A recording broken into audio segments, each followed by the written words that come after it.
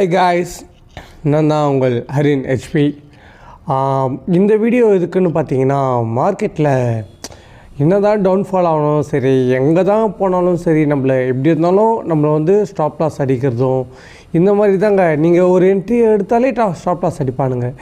ஏன் அடிக்கிறானுங்க, எதுக்கு அடிக்கிறாங்க, எதுவுமே உங்களுக்கு தெரியாது. ஆனால் இதில் நிறைய விஷயம் நடக்குதுங்க. இப்போ பார்த்தீங்களா, இது 20th இது வந்து பார்த்திங்கன்னா 19.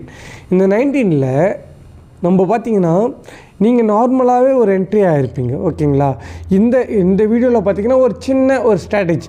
இந்த ஸ்ட்ராட்டஜி கொஞ்சம் பயன்படுத்தினா போதும், ஈஸியாக தாங்க இருக்கும். கொஞ்சம் பயன்படுத்தினாலே போதும், நீங்கள் அழகாக எடுத்துகிட்டு ப்ராஃபிட் எடுத்துகிட்டு போயிட்டே இருக்கலாம்.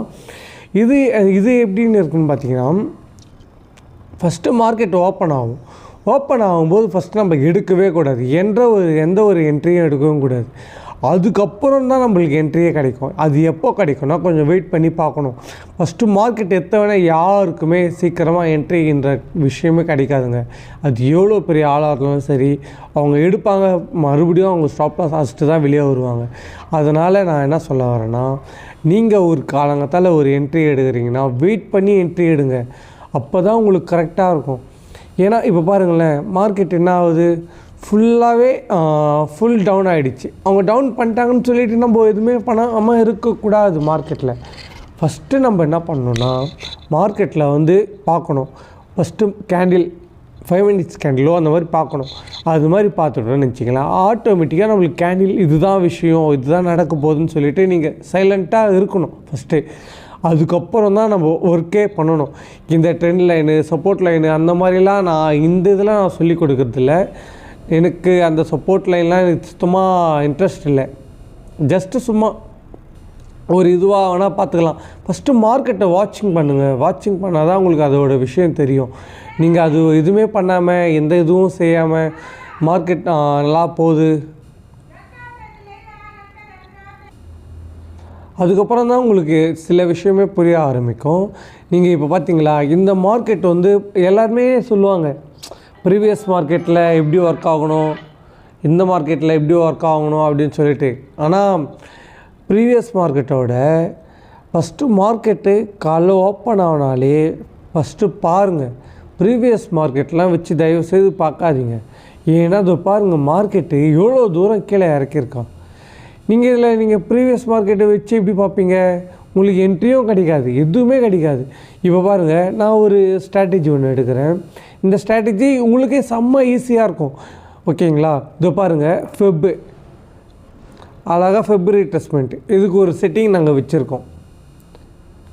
இந்த செட்டிங்கை நாங்கள் டைரெக்டாக எனக்கு எங்கே போயிருக்கு, இங்கே தான் எனக்கு ஐ இருக்குது, 24,003 ரூபாயில், ஓகேங்களா.